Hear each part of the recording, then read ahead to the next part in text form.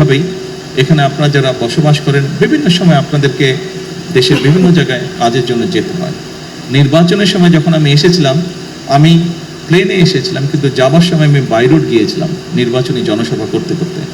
এবং সেদিন আমি বলেছিলাম যে সিলেট থেকে লন্ডন যেতে খুব সম্ভব 9-9.5 ঘন্টা সময় লাগে, কিন্তু বাই রোড যাবার অবস্থা, রাস্তার অবস্থা এতই খারাপ, ঢাকা সিলেট অবস্থা, যে মনে হয় প্রায় 10 ঘন্টা সময় লেগে যায়। এবং সেদিন বলেছিলাম যে আমরা সরকার গঠন করতে সক্ষম হলে ইনশাল্লাহ আমরা এই কাজটিতে হাত দেবো যাতে এটা দ্রুত হয়।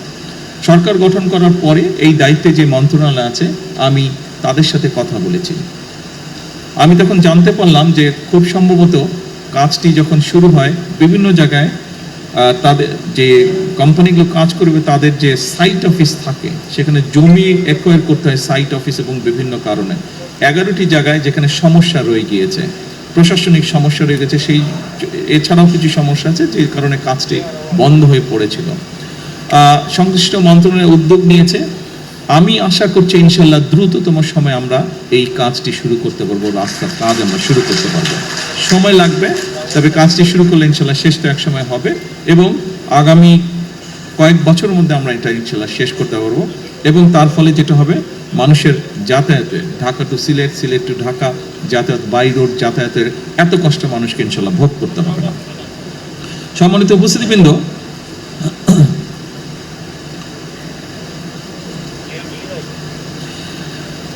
অবশ্যই শুধু রাস্তা আমাদেরকে বাড়ালেই যে সমস্যার সমাধান হবে তা না, একই সাথে আমরা যদি রেলওয়ে, যেখানে আমরা কম খরচে যাতায়াত করতে পারি, একই সাথে ব্যবসায়ীরাও তাদের ব্যবসায়িক মাল আনা নেওয়ার ক্ষেত্রেও কম খরচে আনতে পারেন, আমরা যদি রেলওয়েটাকে ডেভেলপ করতে পারি।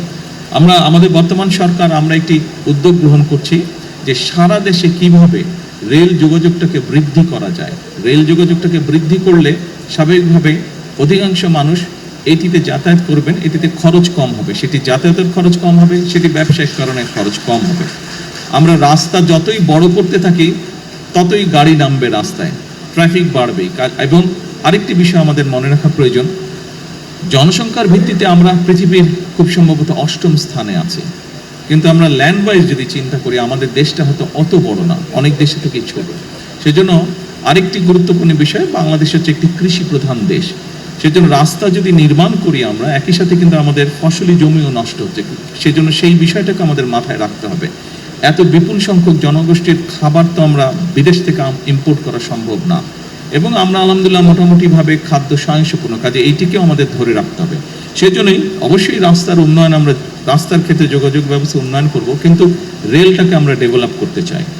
স্বাভাবিকভাবেই সিলেটের মানুষ নিশ্চয়ই উৎসাহী হবেন না, খুব ইন্টারেস্টেড হবেন না শুনতে যে ঢাকা রংপুর রেল ব্যবস্থা উন্নতি হচ্ছে। আপনারা নিশ্চয়ই ইন্টারেস্টেড হবেন যে ঢাকা সিলেট বা সিলেট ঢাকা রেল ব্যবস্থা উন্নতি হচ্ছে। আমরা চেষ্টা করছি এই ব্যাপারে, ইনশাল্লাহ এ ব্যাপারে আমরা চেষ্টা করছি যে ডবল লাইন কিভাবে করা যায়, ডাবল লাইনের মাধ্যমে এই সমস্যাটার সমাধান করা যায়, দ্রুততর করা যায় ঢাকা সিলেট বা সিলেট ঢাকা রেলওয়ের ব্যবস্থা। আসুন এরপরে,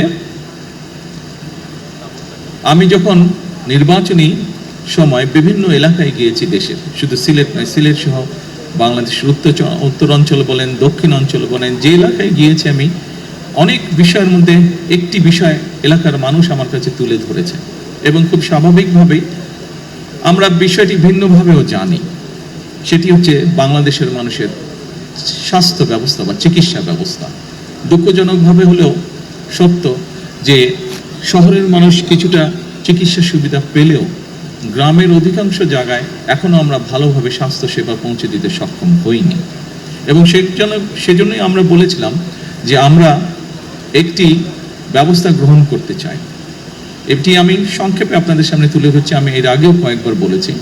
দেখুন, এখানে আপনারা যারা আছেন সিলেটের মানুষ, বিশেষ করে অনেকেরই, প্রায় বহু মানুষেরই লন্ডন সফর করার সুযোগ হয়েছে। যারা যারা লন্ডনে গিয়েছেন আপনারা সকলেই জানেন NHS নামে একটি প্রকল্প আছে, বা NHS নামে একটি সংগঠন আছে, যাদের দায়িত্ব হচ্ছে সেই দেশের সকল মানুষের, যারা সেই দেশের বৈধ নাগরিক, তাদের সকলের চিকিৎসা ব্যবস্থা তারা লুক আফটার করে, তারা দেখভাল করে।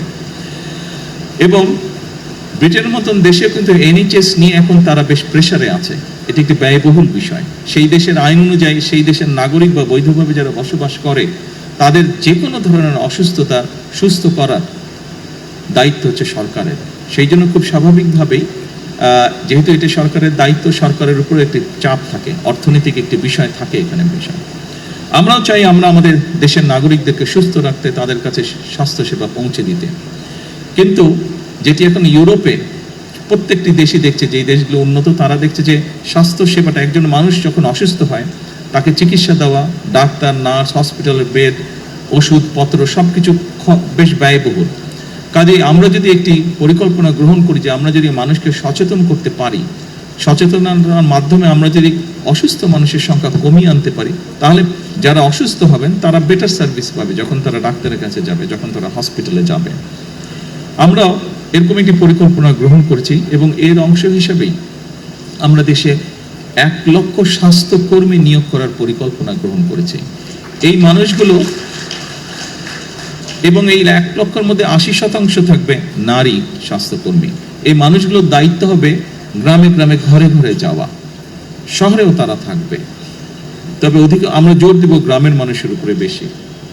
তারা যাবে, তারা মানুষগুলোকে, বিশেষ করে পরিবারের নারী যারা আছেন, যারা সংসার দেখাশোনা করেন, দায়িত্ব যাদের, তাদেরকে গিয়ে তারা অ্যাওয়্যার করবে, সচেতন করবে যে কোন খাবারটি খেলে ডায়াবেটিস হবে না, কোন খাবারটি খেলে কার্ডিয়াক হবে না, বা লাইফস্টাইল কি হলে তার হার্টের সমস্যা হবে না, কোন খাবারটি খেলে কিডনির রোগ হবে বা কিডনির রোগ হবে না। এই বিষয়গুলি সম্পর্কে তাদেরকে সচেতন করবে, হাইজিন সম্পর্কে তাদের সচেতন করবে। অর্থাৎ আমরা চাচ্ছি যে ইনশাল্লাহ ধীরে ধীরে আমরা সামগ্রিকভাবে পুরো দেশে যত বেশি সংখ্যক মানুষকে সুস্থ রাখা আমাদের লক্ষ্য। তার ফলে স্বাভাবিকভাবে যারা হসপিটালে আসবে পরবর্তীতে অসুস্থ হয়ে, তাদেরকে যাতে বেটার চিকিৎসা দেওয়া যায়। স্বাভাবিকভাবেই চিকিৎসা, অসুস্থ মানুষের সংখ্যা যখন কম হবে, আপনার মেডিকেলের ক্ষেত্রে আমাদের জন্য সুবিধা হবে টেক কেয়ার করতে। সম্মানিত উপস্থিতিবৃন্দ, সিলেট মেডিকেল কলেজের অধীনে 250 শয্যার একটি হাসপাতাল, এই হাসপাতালটি আমরা চেষ্টা করছি দ্রুত যাতে চালু হতে পারে ইনশাল্লাহ। একই সাথে আমরা এরপরে এটাকে চেষ্টা করব এক্সপ্যান্ড করে 1200 শয্যার একটি হাসপাতালে নিতে আমরা ইনশাল্লাহ চেষ্টা করব, আমাদের পরিকল্পনার মধ্যে রয়েছে। আরেকটি বিষয় এখানে উঠে এসেছে আলোচনায়, বেশ কয়েকজন বক্তা আমার আগে উল্লেখ করেছেন যে একটি সমস্যা আছে এখানে। খুব সম্ভবত মুক্তাদি সাহেব বোধহয় ওনার বক্তব্যে বলেছেন যে সিলেটে সেই পরিমাণ ইন্ডাস্ট্রি বা কলকারখানা, ব্যবসায়িক প্রতিষ্ঠান নেই। খুব স্বাভাবিকভাবেই অনেক মানুষ, তরুণ সমাজের অনেক সদস্য তারা বেকার থাকে। আমি এই কথাটি আপনাদেরকে আগেও বলেছিলাম, যাদের আমার বক্তব্য শোনার সুযোগ হয়েছিল নির্বাচনের পূর্বে, যে আমাদের অনেকগুলো পরিকল্পনা আছে। এর ভিতরে মুক্তাদি সাহেব এখানে আছে, উনি একটি কথা বললে পারতেন। সরকার গঠন করার বোধহয় সপ্তাহখানেকের মধ্যে আমি ওনাকে দেখেছি, যেহেতু শিল্প কলকারখানার আন্ডারে বাংলাদেশ অনেকগুলো বিভিন্ন জায়গায় অনেক কলকারখানা বন্ধ হয়ে পড়ে আছে। আমরা সিদ্ধান্ত গ্রহণ করেছি এই কলকারখানাগুলোকে যত দ্রুত সম্ভব কারণ বের করে, যত দ্রুত সম্ভব, যদি দরকার হয় আমরা প্রাইভেটাইজ করবো সেগুলোকে, যারা এগুলো চালাতে আগ্রহী তাদের কাছে আমরা হ্যান্ড ওভার করবো। অর্থাৎ এই কলকারখানাগুলো আমরা দ্রুত, খুব সম্ভবত এই সপ্তাহে বোধহয় এই ব্যাপারে আপনার সাথে বসার কথা আমার বোধহয় 4 তারিখে, ওই যে অন্য সবাইকে নিয়ে 4 তারিখে এটার ওনারা রিপোর্ট দেবেন আমাকে যে কতটুকু আমরা অগ্রসর হলাম। কাজে আমাদের লক্ষ্যই ছিল, তখনই আমরা বলেছিলাম যে এই কাজটি আমরা শুরু করব, এবং এই কাজটি শুরু করতে পারলে একদিকে সারা দেশে বহু কর্মসংস্থানের ব্যবস্থা হবে, এটি গেল একটি বিষয়। এবং একই সাথে আমরা চেষ্টা করছি দেশে এবং বিদেশে যারা বিনিয়োগকারী আছেন তাদেরকে উৎসাহিত করার জন্য, যাতে তারা বিভিন্ন ব্যবসা প্রতিষ্ঠান, মিল, কারখানা অথবা সার্ভিস ইন্ডাস্ট্রি যেটাই হোক, তারা যাতে বিনিয়োগ করেন এবং বিভিন্ন সমস্যা আছে সেই সমস্যাগুলোতে তাদেরকে আমরা চেষ্টা করছি সহযোগিতা করতে, যাতে তারা বিনিয়োগ করেন, কর্মসংস্থানের সুযোগ হয়। সিলেটে একটি আইটি পার্ক করা হয়েছিল, আইটি পার্কটি সেভাবে সচল নেই। এই আইটি পার্কটি নিয়ে অলরেডি এর মধ্যে আমাদের আলোচনা হয়েছে, আমাদের যে মন্ত্রণালয় আছে তারা কাজ করছে। আমি কোয়াইট কনফিডেন্ট আই যে ইনশাল্লাহ দ্রুততম সময়ে আমরা এটা চালু করতে সক্ষম হবো আইটি পার্কটি, যাতে করে আমাদের তরুণ সমাজের অনেক সদস্য আছে যারা ফ্রিল্যান্সিংয়ের কাজ করে, আইটির বিভিন্ন কাজ করে, ডাটা প্রসেসিং কাজ করে, তাদেরকে আমরা ওখানে সুযোগ তৈরি করে দেওয়ার চেষ্টা করব, যাতে করে সেই মানুষগুলো যারা কাজ করছে তারাও ওখানে কাজ করার সুযোগ পায়, যাতে তাদের ইনকাম বৃদ্ধি করার সুযোগ পায়। যারা কাজ করতে চাচ্ছে কিন্তু কাজ করতে পারছে না, এরকম যারা আছে তাদেরকে আমরা ওখানে সুযোগ করে দেব। আমরা আইটি সেক্টরে এই কাজটি এখানে করতে চাচ্ছি। এর বাইরে আমরা বলেছিলাম যে আমরা বিভিন্ন জায়গায় আমরা চেষ্টা করবো আমাদের যে ভোকেশনাল ইনস্টিটিউট আছে এগুলোকে আপডেট করতে, মডার্নাইজ করতে, ফলে বিভিন্ন মানুষ যারা আছে যাদের বিভিন্ন শিক্ষাগত যোগ্যতা অনুযায়ী এই মানুষগুলোকে আমরা ট্রেন করব, যাতে করে দেশের ভিতরে এবং দেশের বাইরে তারা কর্মসংস্থানের ব্যবস্থা করতে পারে। সম্মানিত উপস্থিতিবৃন্দ, সংক্ষেপে আজকে এতটুকুই আপনাদের সামনে বলবো। এই হচ্ছে আমাদের পরিকল্পনা, আমরা কি কি চিন্তা করেছি এবং এরই ভিতরে সেই চিন্তাগুলো বাস্তবায়নের জন্য কি কি উদ্যোগ গ্রহণ করছে আপনাদের সামনে আমি আজকে তুলে ধরলাম। দেখুন, 2.5 মাস বয়সে একটি শিশু কিন্তু হাঁটতে পারে না। শিশুটাকে হাঁটতে হলে আরো কিছুদিন অপেক্ষা করতে হয়। বর্তমান সরকারের বয়স 2.5 মাসের মতো। তবে আমরা এরই ভিতরে আমরা যে সকল কমিটমেন্ট দেশের মানুষের সামনে উপস্থাপন করেছিলাম, দেশের মানুষকে আমরা দিয়েছিলাম, সেই কমিটমেন্টগুলো বাস্তবায়নের কাজ আমরা শুরু করেছি। এখানে আজকে যারা উপস্থিতবৃন্দ আছেন, আপনারা এরই ভিতরে দেখেছেন যে সারা দেশে আমরা ফ্যামিলি কার্ডের কথা বলেছিলাম নারীদের স্বাবলম্বী করার জন্য, আমরা কৃষক কার্ডের কথা বলেছিলাম কৃষক ভাইদেরকে সহযোগিতা করার জন্য, আমরা বলেছিলাম যে আমরা দেশে আমাদের যে ভবিষ্যৎ প্রজন্ম আছে তাদের ভিতর থেকে আমরা ভালো, যারা বিভিন্ন খেলাধুলা, বিভিন্ন মানুষের বিভিন্ন কোয়ালিটিস থাকে, গুণাগুণ থাকে, সেইগুলোকে আমরা বের করে আনতে চাই। এখানে যারা আমাদের বয়সী আছেন, কম বেশি অনেকেরই ধারণা আছে শহীদ রাষ্ট্রপতি জিয়াউর রহমানের সময় দেশের ছোট ছোট ছেলে মেয়ে যারা ছিল সেই সময় তাদের ভেতর থেকে ট্যালেন্টেড যারা ছিল তাদেরকে বের করে আনার জন্য নতুন কুড়ি নামক একটি অনুষ্ঠান চালু করা হয়েছিল। আপনাদের অনেকেরই সে ধারণা আছে যারা সেই সময় শহীদ জিয়াকে দেখেছেন।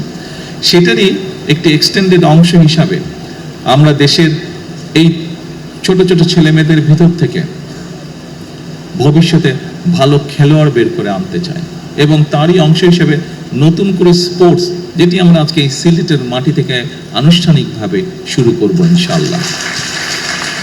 আমি গতকাল জিজ্ঞেস করেছিলাম আমাদের যে স্পোর্টস মিনিস্টার আছে আমিনুল, তাকে আমি জিজ্ঞেস করলাম যে কত বাচ্চা এনরোল হয়েছে। আমাকে গতকাল সন্ধ্যায় ও যে রিপোর্ট দিল, গতকাল না, সরি, এটা পরশুদিন সংসদে আমি জিজ্ঞেস করেছিলাম যে কত বাচ্চা এনরোল হয়েছে। গত পরশুদিন পর্যন্ত ও আমাকে যেটা জানিয়েছে, সারা দেশে, এটি আজকে অনলাইনে এখানে উদ্বোধন করব, সারা দেশেই প্রায় সবগুলো জেলাতেই এটা উদ্বোধন হবে। সারা দেশে প্রায় 1,30,000 বাচ্চা গত পরশুদিন পর্যন্ত এনরোল করেছে। কাজেই উপস্থিতিবৃন্দ, আমরা এই 1,30,000 বাচ্চার ভিতর থেকে নিশ্চয়ই 7-8টি ওরা স্পোর্টস ঠিক করেছে। এর ভিতর থেকে নিশ্চয়ই আমরা এমন কিছু খেলোয়াড় বের করে নিয়ে আসতে পারবো যারা ভবিষ্যতে ইনশাল্লাহ দেশের জন্য স্বর্ণ পদক ছিনিয়ে নিয়ে আসবে আন্তর্জাতিক অঙ্গন থেকে। দেশের সুনাম তারা বৃদ্ধি করতে সক্ষম হবে আন্তর্জাতিক অঙ্গনে, দেশকে তারা তুলে ধরতে পারবে। ক্রিকেট যেরকম আজকে আমাদেরকে বিশ্ব দরবারে তুলে ধরেছে, বাংলাদেশের জন্য সম্মান নিয়ে এসছে, মেয়েদের ফুটবল টিম যেরকম কয়েকদিন আগে দেশের জন্য আন্তর্জাতিক সম্মান বয়ে নিয়ে এসছে, এভাবে আমাদের ছেলেমেয়েরা দেশের জন্য ভবিষ্যতে ইনশাল্লাহ সম্মান বয়ে নিয়ে আসতে পারবে। সকল উপস্থিতিবৃন্দ, আমরা আমাদের দলীয় অবস্থান থেকে একটি স্লোগান দিয়ে থাকি। স্লোগানটি হচ্ছে, করব কাজ গর্ব দেশ, সবার আগে বাংলাদেশ। আমি ব্যক্তিগতভাবে দৃঢ়ভাবে বিশ্বাস করি যে পৃথিবীর বহু দেশকে আমরা দেখেছি, বহু দেশ নিয়ে মাঝে মাঝে যখন নিজেরা বসি গল্প করি, আহা ওই দেশটা তো এরকম ছিল, আজ তো কি সুন্দর হয়ে গেছে। আমি দৃঢ়ভাবে বিশ্বাস করি পরিশ্রম যদি আমরা করি তাহলে আমাদের দেশটিকে আমরা তাদের মতন করে গড়ে তুলতে পারবো। এবং এই আত্মবিশ্বাস নিয়ে এই সরকার যাত্রা শুরু করেছে, তার কার্য পরিচালনা শুরু করেছে। এবং এই আত্মবিশ্বাস, আমি মনে করি আজ আমরা যাত্রা শুরু করেছি, এই কাজগুলোকে দেশ এবং দেশের মানুষের জন্য যে কাজগুলো আমরা শুরু করেছি, আমাদের ভবিষ্যৎ প্রজন্ম সেই কাজগুলোকে ইনশাল্লাহ এগিয়ে নিয়ে যেতে পারবে এবং আমরা আমাদের একটি প্রত্যাশিত বাংলাদেশ গঠন করতে সক্ষম হব ইনশাল্লাহ একদিন। সম্মানিত সকল উপস্থিতিবৃন্দ, কষ্ট করে আজকের এই প্রতিকূল আবহাওয়ার মধ্যে এইখানে উপস্থিত হওয়ার জন্য, আমার কথা শোনার জন্য আপনাদেরকে আন্তরিকভাবে ধন্যবাদ জানাচ্ছি। আসসালামু আলাইকুম। ধন্যবাদ।